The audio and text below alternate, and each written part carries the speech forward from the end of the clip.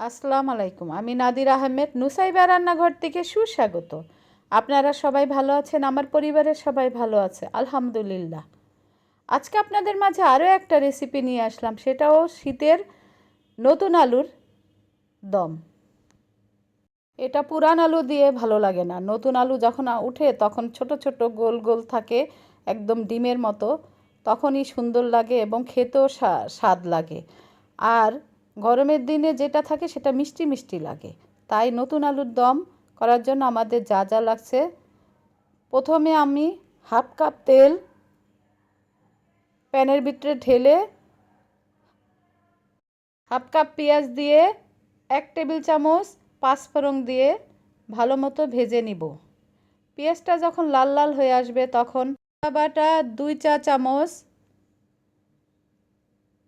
রসুন বাটা 2 চা চামচ দিয়ে তেলের ভিতরে ভালো মতো ভেজে নিব। যখন দেখব রসুনটা ভাজা ভাজা হয়ে গেছে আর আদা, তখন এটার ভিতরে হাফ কাপ পানি দিয়ে তারপরে একটু নেড়ে চেড়ে 1 চা চামচ হলুদ গুঁড়া, 2 চা চামচ জিরা গুঁড়া দিয়ে দিব, লবণ টেবিল চামচ, মরিচের গুঁড়া 2 টেবিল চামচ, ধনিয়া গুঁড়া 2 চা চামচ, গরম মশলা গুঁড়া 1 টেবিল চামচ দিয়ে ভালো মতো কষিয়ে নিব মশলাটাকে। এই দেখুন আমার মশলাটা কত সুন্দর কষানো হয়ে গেছে।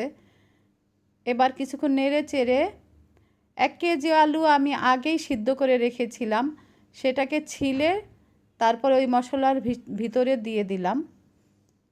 কিছুক্ষণ নেড়ে চেড়ে তেজপাতা দিয়ে দিব। তেজপাতা দিয়ে আর একটু নাড়াচাড়া করব।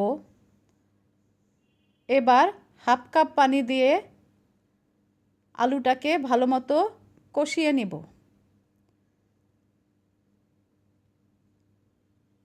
এবার একটু ঢাকনা দিয়ে আরও কিছুক্ষণ কষাবো। এই দেখুন কষানোর পরে কি সুন্দর উপরে পানি উঠে আসছে। এবার কাঁচামরিচ 10-12টা দিয়ে দিব, পেঁয়াজের কালি হাফ কাপ দিয়ে দিব, দিয়ে ভালো মতো নেড়ে চেড়ে নিব। নাড়াচাড়া করে ঢাকনা দিয়ে আরও 10 মিনিটের মতো রান্না করব। 10 মিনিট পর এসে ঢাকনাটা উঠিয়ে দেখব আমার আলুর দমটা অনেক সুন্দর একদম গ্রেভি গ্রেভি হয়ে গেছে। তখন আমি হাফ কাপ মিষ্টি দই দিয়ে দেব আর 1 চা চামচ চিনি আর হাফ কাপ টমেটো সস। আপনারা ইচ্ছে করলে টমেটো এখানে দিতে পারেন, কিন্তু আমার কাছে টমেটো ছিল না তাই আমি টমেটো সস দিয়ে দিয়েছি। এখন এটাকে নেড়ে চেড়ে দিয়ে আমি চুলায় ভুনা ভুনা হতে দিব। এই দেখুন আমার আলুর দমটা কি সুন্দর হয়ে গেছে। এবার একটা বাটিতে নামিয়ে পরিবেশন করব।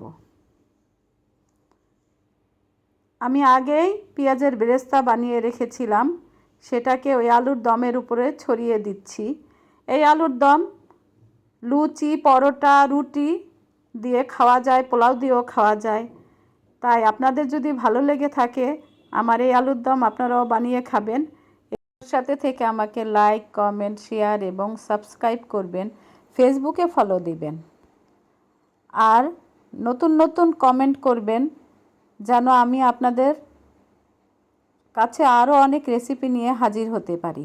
কমেন্ট করলে ভালো লাগে, এটা কি ভালো হলো কি মন্দ হলো সেটা জানা যায়। আপনাদেরকে নতুন নতুন রেসিপি দিতে অনেক উৎসাহ পাবো।